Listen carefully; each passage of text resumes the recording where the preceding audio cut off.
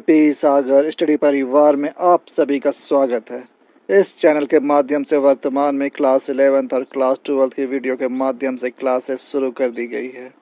Class 12th भूगोल विषय के अंतर्गत हम लोग अध्याय 1 का पार्ट 1 के अंतर्गत 25 MCQ का समाधान करेंगे, जो 12th एवं अन्य कॉम्पिटिटिव एग्जाम के लिए बहुत महत्वपूर्ण है। इनमें से बहुत से प्रश्न विभिन्न प्रतियोगिता परीक्षाओं में पूछे जा चुके हैं और आगे भी पूछे जाएंगे। समय ना गवाते हुए अब हम लोग इस अध्याय का 25 MCQ एक बेहतर तरीके से सॉल्व करते हैं।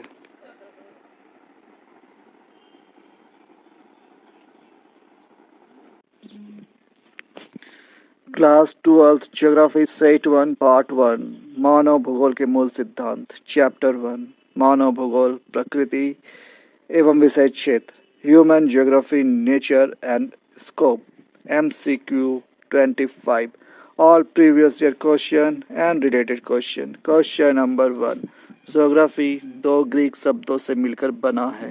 वे दो शब्द है ए जियो और ग्राफस, बी जियो और ग्राफी, सी ए और बी दोनों, डी इनमें से कोई नहीं। ज्योग्राफी दो ग्रीक शब्दों से मिलकर बना है। वे दो शब्द है। आंसर ए जियो और ग्राफस। क्वेश्चन नंबर 2, ज्योग्राफी जिन दो शब्दों से मिलकर बना है उसका अर्थ है ए पृथ्वी का वर्णन, बी पृथ्वी का गुण, सी पृथ्वी का दोष, डी इनमें से कोई नहीं। ज्योग्राफी जिन दो शब्दों से मिलकर बना है उसका अर्थ है आंसर ए पृथ्वी का वर्णन। क्वेश्चन नंबर 3, भूगोल के जनक है ए इरेटोस्थनीज, बी अरस्तु, सी विलियम्स, डी इनमें से कोई नहीं। भूगोल के जनक है आंसर ए इरेटोस्थनीज। क्वेश्चन नंबर 4, भूगोल मुख्यतः कितने भागों में विभाजित है? ए 2 भागों में, बी 3 भागों में, सी 4 भागों में, डी 10 भागों में। भूगोल मुख्यतः कितने भागों में विभाजित है? आंसर ए 2 भागों में। क्वेश्चन नंबर 5, भूगोल किन दो मुख्य भागों में विभाजित है? ए भौतिक भूगोल और मानव भूगोल, बी मानव भूगोल और वनस्पति भूगोल, सी भौतिक भूगोल और वनस्पति भूगोल, डी इनमें से कोई नहीं। भूगोल किन दो मुख्य भागों में विभाजित है? आंसर ए भौतिक भूगोल और मानव भूगोल। क्वेश्चन नंबर 6, आधुनिक मानव भूगोल के जनक है? ए अरस्तु, बी विलियम, सी फ्रेडरिक रेडजेल, डी इनमें से कोई नहीं। आधुनिक मानव भूगोल के जनक है answer C Frederick Ratzel. Question number 7, Frederick Ratzel की पुस्तक जिसमें मानव भूगोल का वर्णन है? ए एंथ्रोपोजियोग्राफी, बी डेमोग्राफी, सी इनमें से दोनों, डी इनमें से कोई नहीं। फ्रेडरिक रेडजेल की पुस्तक जिसमें मानव भूगोल का वर्णन है?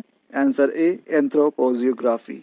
क्वेश्चन नंबर 8, किसने कहा मानव भूगोल के दृश्य सर्वत्र वातावरण संबंध है जो भौतिक दशाओं का योग है?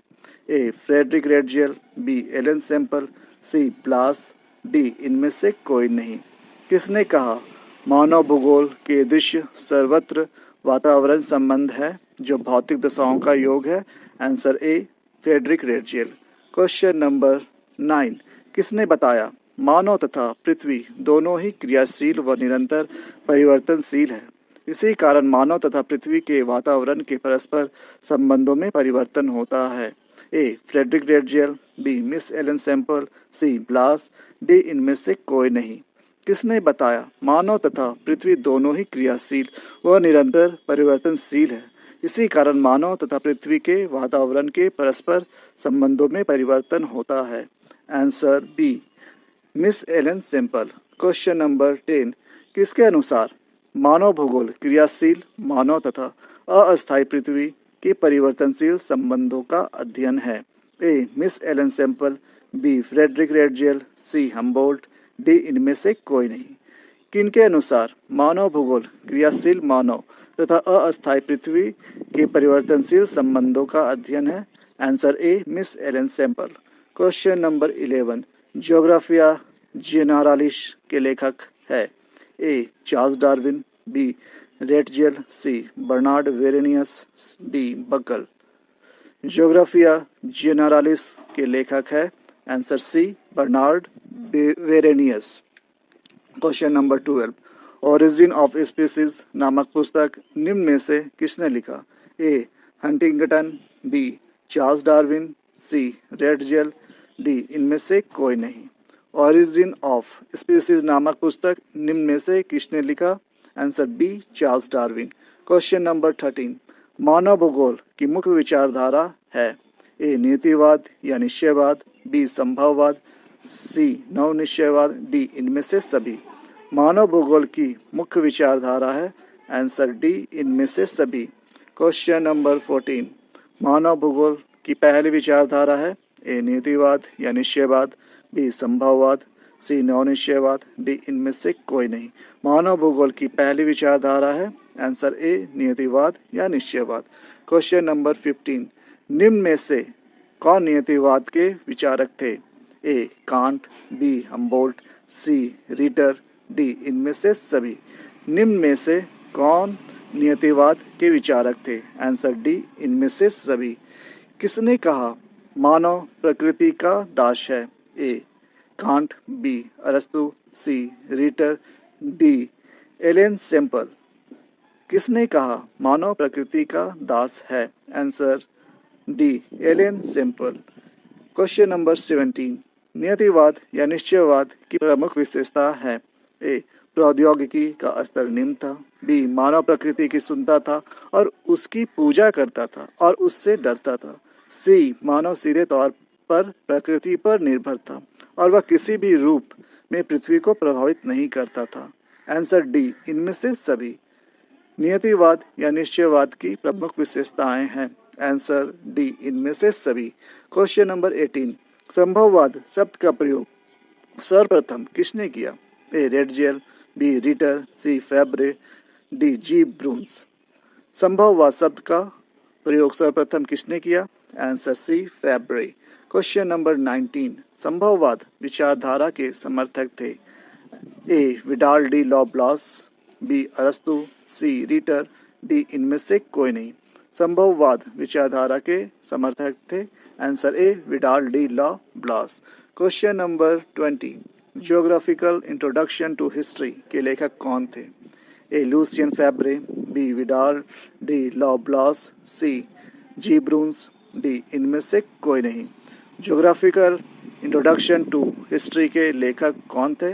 Answer A. Lucien Febvre. Question number 21।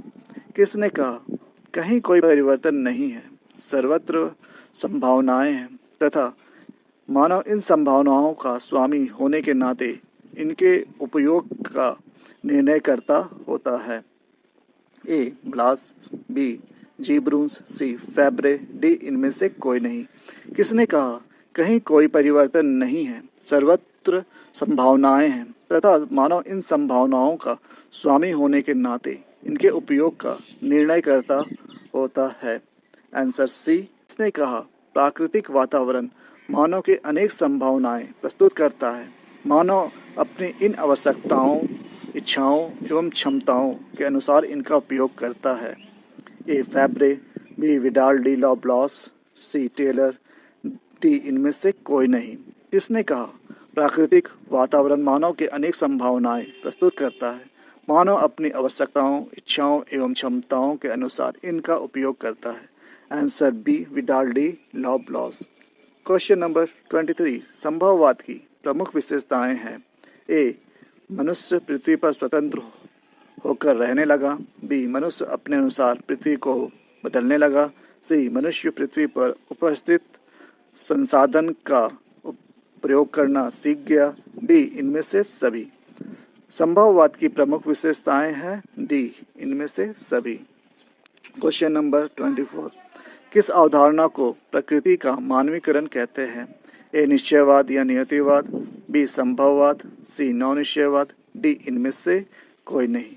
किस अवधारणा को प्रकृति का मानवीकरण कहते हैं? Answer B. संभववाद। संभववाद अवधारणा में किस घटक को महत्वपूर्ण माना गया है? ए. प्राकृतिक घटक, बी. मानवीय घटक, सी. ए और बी दोनों, डी. इनमें से कोई नहीं। संभववाद अवधारणा में किस घटक को महत्वपूर्ण माना गया है? आंसर सी. ए और बी दोनों। इसी के साथ इस अध्याय का पहला पाठ यहाँ समाप्त होता है। उम्मीद है यह वीडियो आप सभी को पसंद आया होगा, जो आपके एग्ज़ाम के लिए काफ़ी सहायक होगा।